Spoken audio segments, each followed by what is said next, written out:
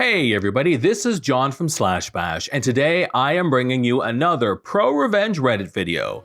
If you are new to the channel, then subscribe and ring that notifications bell so you don't miss out on the fun. In our first story, a petty and cruel manager makes the employees lose their will to live. It is time to show how great he is to the company bigwigs. Let's jump right in. Entirely too many years ago, I started to work at a fast food company. Let's call it Southern State Non-Baked Poultry. Southern State Non-Baked Poultry wasn't a bad first job. I was 16, and the assistant manager at that location was my best friend's stepdad, so we took what was tedious and menial and tried to make it fun.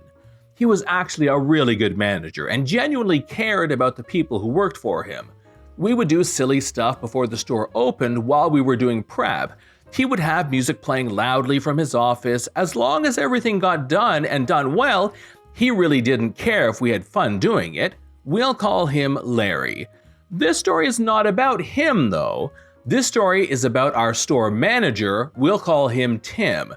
Tim was the exact opposite of our assistant manager.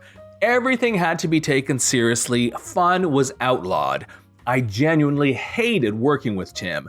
Tim was an egocentric, power-hungry, petty little man with delusions of grandeur because he was a manager for Southern State Non-Baked Poultry. Tim's approach to managing was to work the employee until they burned out. When they did, fire them and hire someone else. Needless to say, morale when Tim worked was in the garbage. Tim hated that crews would prefer working with Larry instead of him. He hated that crews had fun when Larry was working. He hated that our store's numbers were always better when Larry worked. Mostly, he just hated everyone. But one thing that he absolutely hated was a silly little thing Larry did. If it was before the restaurant opened, Larry would stick his tongue between his teeth and lower lip and shout out "Hi, name" to whichever employee had just walked in. It sounded absolutely ridiculous. I would always do the same thing back, which ended up sounding something like "Hi, Wowie." A perfect example of what a jerk Tim was is this. There was a young woman who, due to a variety of stressors, attempted to commit suicide after a particularly grueling shift working with Tim. After she had recovered, she came back for her last paycheck and Larry was working. Not a coincidence, she called the store to find out what day he was working. Larry sat her down out in the lobby, bought her lunch, brought her last check out, and sat and talked with her for about an hour. It was after the lunch rush and he had the time. So he made sure she was doing okay now, talked about whatever she wanted to talk about. By the time she left, she was smiling but had tears on her cheeks. She had never had someone just sit and listen and let her talk out everything that was going on. Well, the next day, Tim had come in and hauled Larry into the office. His words, and I can quote them exactly because the office was a tiny little cube with no ceiling, just a place to stash paperwork and a computer. His words were, "The next time the suicide queen comes in, tell her to do it right next time." So now you have a clear picture of exactly how petty and vindictive this little man was. Here is where the revenge starts. We were scheduled to have the regional and national bigwigs for Southern State Non-Baked Poultry come through our area for an annual inspection. Tim had his eyes set on being one of those bigwigs, at least for the region. Why wouldn't he be? He did everything by the book. That automatically made him a good manager, at least in his eyes. Everything had a checklist and a procedure and a set of written instructions in the book, and if you couldn't meet his expectations set forth in the book, well, Tim would yell at you and berate you because that's how a manager manages, you see? Well, before the bigwigs got to our store, we knew what day they would be coming. Several of us had agreed that on the day they came through, we would all screw up just enough to get Tim to blow his cool. Because our regional manager and the national bigwigs all believed that Southern State Non-Baked Poultry was a family company and that employees were valuable team members. The day in question arrived and the bigwigs were there for their big tour. Whoops, one of the fryers hadn't had the oil replaced last night. Oh look, the shaker table hadn't been cleaned. Darn it, we've got way too much coleslaw made up and we won't get through it before we have to toss it. Crap, we don't have enough chicken poultry in the cooker to fulfill the lunch rush. Man, someone forgot to preheat the second cooker. You get the picture. After the second time I took a minute too long to get a basket of chicken poultry into the cooker, Tim absolutely lost his crap. Yelling, cursing, throwing things. He actually physically pushed me away from the breading station in the middle of the lunch rush, while the regional manager and several bigwigs from National stood there, while we had a line several people deep at both cash registers and a lobby full of people eating. Tim stood there, gulping like a fish. His mouth was moving like he was trying to say something, but no sounds were coming out. The room was absolutely quiet other than the beeping of a fryer that was done. I looked at Tim. This was the moment we had all been gearing up for. I looked down at where he had pushed me, a set of handprints in flour on my chest, and I cut loose into him.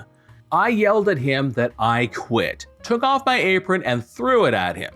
Told him I was tired of his abuse, of his poor management, of how he single-handedly drove morale through the floor every time he walked through the doors, how he was a crappy excuse for a manager, and that if he didn't have Larry and a couple of good shift leads, he'd have driven the location out of business a long time ago. All the color drained from his face, and he bolted to the office cube. The national and regional folks ended up comping everyone's meals that were in the restaurant. Interestingly enough, Tim was not fired, but he was demoted to assistant manager. Larry was promoted to manager. About 10 years later, I was working at my current job as an EMT. We had just dropped a patient off at the hospital that was across the street from the same restaurant, and my partner was hungry, so we drove across the street and pulled in. Now, I hadn't set foot in that restaurant since the day I had quit, but lo and behold, who was working the counter but Tim himself? And his name tag still shows assistant manager. The restaurant was empty since it was between lunch and dinner time, and I just couldn't help myself. I stuck my tongue between my teeth and lower lip and as loud as I could shouted out, "Hi, Twim!" I haven't been back there since, but that was around 12 years ago. I'm willing to bet he's still just the assistant manager there. Story 2. Deny me workers' comp? Time for payback. While reading the many pleasurable stories of proRevenge, I was reminded of an act of proRevenge from several years ago. It was a bad year for me and the economy was not in great shape. Unemployment was fairly high. I had been working at a hardware store, but things went bad and the owner sold everything and moved to Florida. I finally landed a job at a factory. It was crappy work involving putting zinc plating on metal parts. The owner was all about profit and had little regard for worker safety. Somehow, he'd get a heads up whenever the OSHA inspector was coming. We'd bust our butts cleaning, installing safety equipment on the machinery, etc. Once the inspector left, the safety equipment was put back in storage so there would be no wear and tear on it. I suffered through it all, as did my coworkers, because we were young, had no skills or experience, and jobs were scarce. One day, the piece of machinery I used, think of something that looks like a concrete mixer, broke while I was loading it with the parts. The drum fell, hitting the bucket I was holding. The bucket was full of metal parts and weighed somewhere around 80 pounds when it was full. This caused me to lose my balance and ultimately injured my back. I tried to tough it out, but I was in a lot of pain.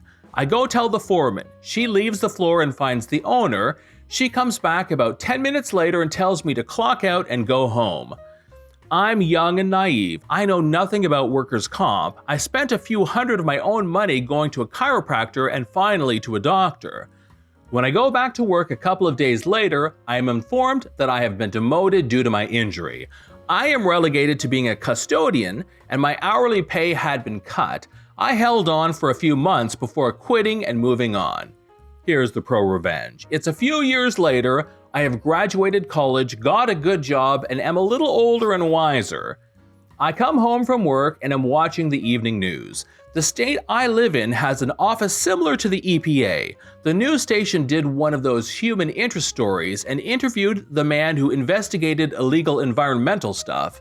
The story was about how he had dropped the bomb on a corporation that had been illegally dumping zinc waste.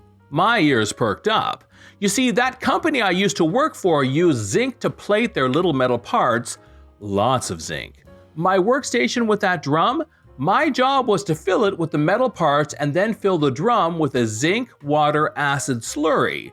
Once the parts were plated, guess what the next part of my job was? I dumped the slurry into a trough, which led to a hole in the wall of the factory, which led to a ditch, which led to a creek. The factory had been illegally dumping zinc waste into a ditch. I immediately got into my car and drove there. Aha! The factory was still in business and they were still dumping the zinc waste into a creek. I took pictures, I took video, and then I turned it all in, along with a notarized affidavit to that state inspector. The original fine was in excess of $100 grand. They appealed, and I don't know what the settlement entailed. The business closed shortly after. Sweet revenge. This is John from /bash. Please hit the like button to help with the almighty YouTube algorithm and subscribe if you're new. Thanks for watching, and we will see you in the next one.